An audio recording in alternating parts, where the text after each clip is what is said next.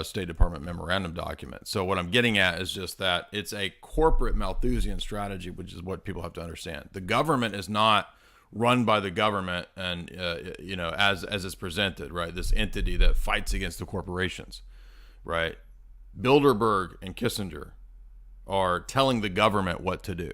That's what I'm trying to get across here. And this applies to the FDA telling you this ridiculous diet that you need to eat, which on one level is about corporate profits, right? Oh, you need to eat 12 servings of bread and Kellogg's cornflakes every day.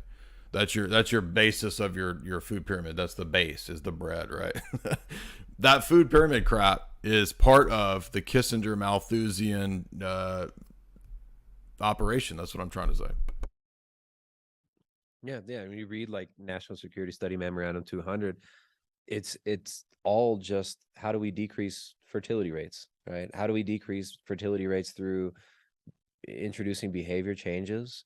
How do we decrease fertility rates through introducing changes in the family structure? How do we decrease fertility rates by using food as a weapon? Like that's all in. I got National Security Study Memorandum 200 here, and he's talking about using food as a resource and using aid as a resource. So is the U.S. prepared to accept food rationing to help people who can't or won't control their population growth?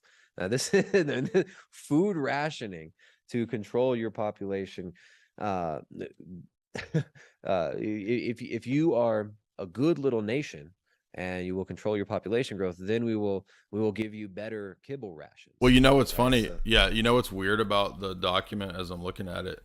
Do you know what the justification was for State Department memorandum? This is pretty crazy.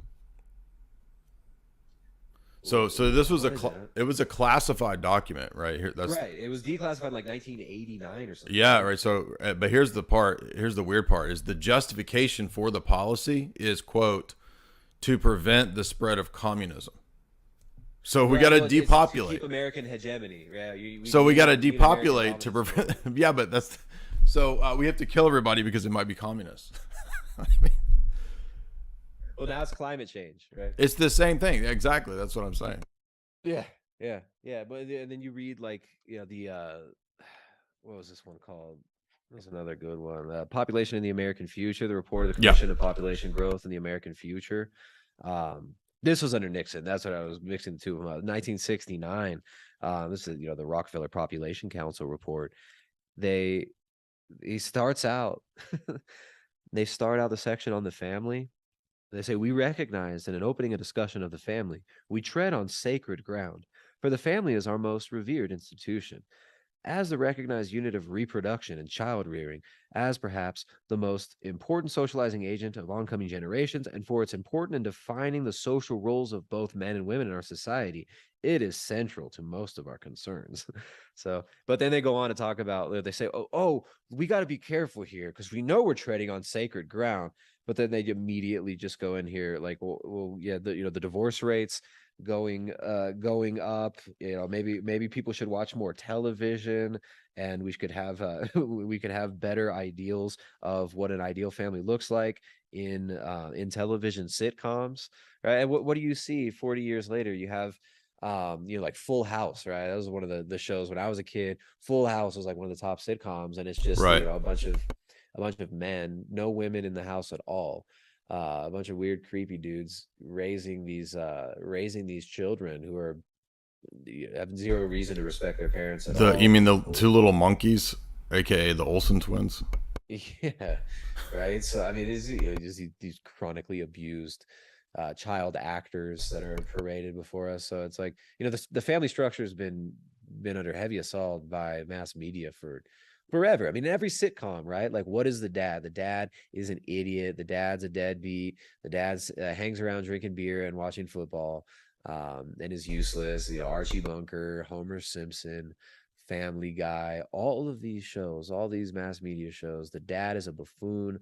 The mom kind of makes most of the important decisions, but is, basically just out for her own kicks too. And then the children are being raised by their friends, basically. So, the destruction of family, and then the complete overhaul of what the ideal family structure even is. Right now, you got it, dude. pregnant dude emojis on on the iPhone now. You got it, dude.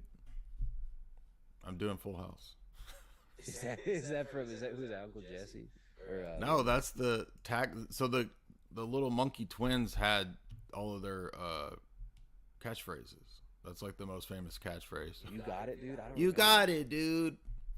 That's funny. Jamie's in there cracking up because she loved Full House. I always Did thought she go like, I hated "Oh"? I hated Full House. Do you remember that Dave Coulier was the comedian and he had the puppet like he Isn't that the dude that like dated Alanis Morissette? Yes, the song is supposedly about him, right?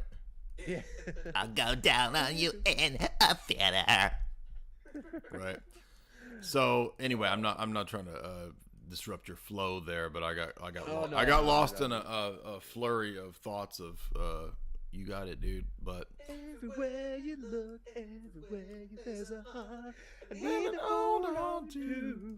it's weird because everybody knows that song too. We're talking about how terrible all this shit is, but like we remember we remember all the songs. Dude, they never leave your head. TGIF, dude. Forever. Hey, that reminds me, Tristan. Have you seen the Barrelson memo? The what? The Barrelson Jaffe memo. No. Oh yeah. So this one is very relevant. Let's see if I can get on. I think it'll work on the screen for you guys. Yeah, it did. So Jaffe memo sounds familiar. yeah, this is the Jaffe memo. It's Barrelson / Jaffe memo, whatever. This is the report to from Rockefeller to all the Planned Parenthoods back in 1968. It's a famous memo because it's about the private part liberation. I know you have your thing going in El Salvador there, where you're part of the private part liberation army. This is the Rockefeller's global private parts liberation plan, which notice this is I think this comes out in 1968 or 9. And it's a memo sent out by the Rockefeller Population Council to all of the Planned Parenthoods. And it's about the proposed measures to reduce fertility by universality or selectivity of impact in the U.S. And what we notice is that the key goal, it says, is to restructure the entire family, postpone and avoid marriage at all costs, alter the image of the ideal family size from extended families to less children. This is the things that it notes. I'm not joking. It's super dystopian, right? Compulsory education of children, encourage increased skittles, educate the family to have limitations, right? Don't have as many kids. Fertility control agents should be put in the water supply. You hear me? Fertility control in the water supply.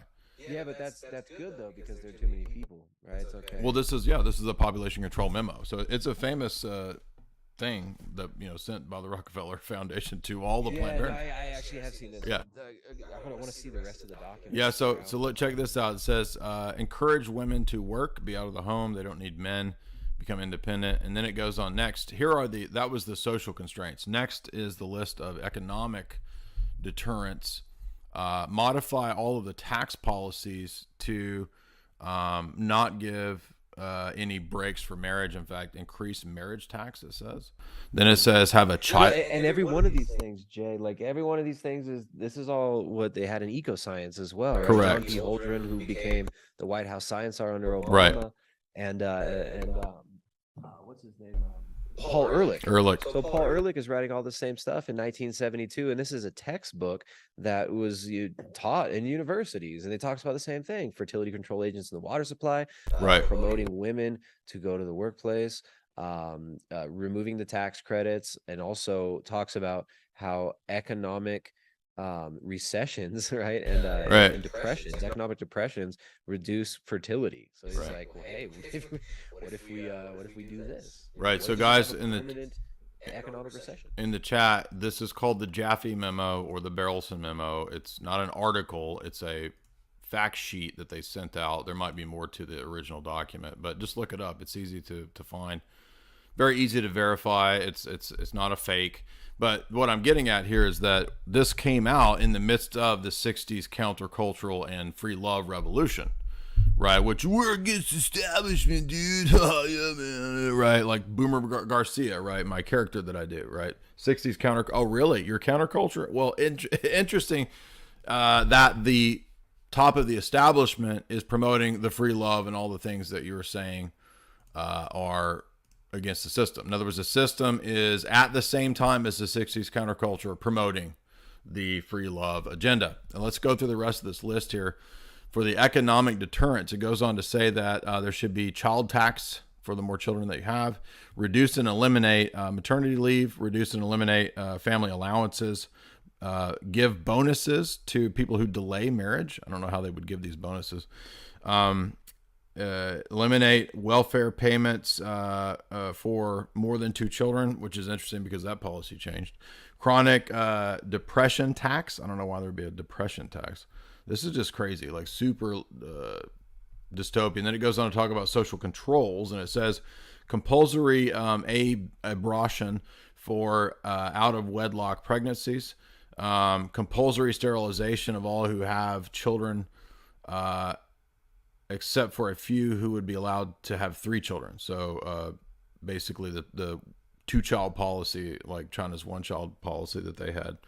Confine childbearing to only a limited number of schools. I can't read that word. Adults, excuse me. Stock certificate permits for children. So you need a permit. This is in the late 60s. So their plan was you need a permit to have a kid.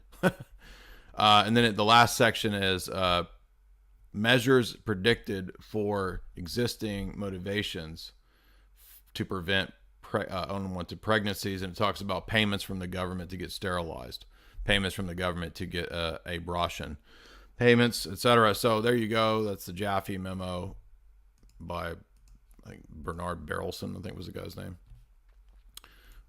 between these two guys.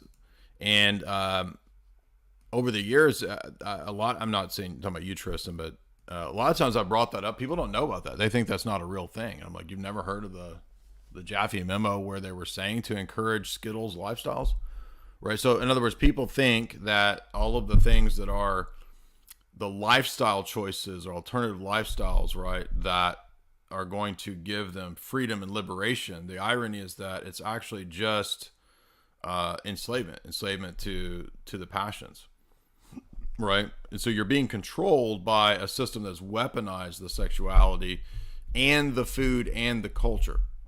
It's all been weaponized. And again, I'm trying to stress, as I've said for a long time, the 60s counterculture revolution was not something that was anti-establishment at the top. There were people in it that really were trying to be, against the Vietnam War or whatever.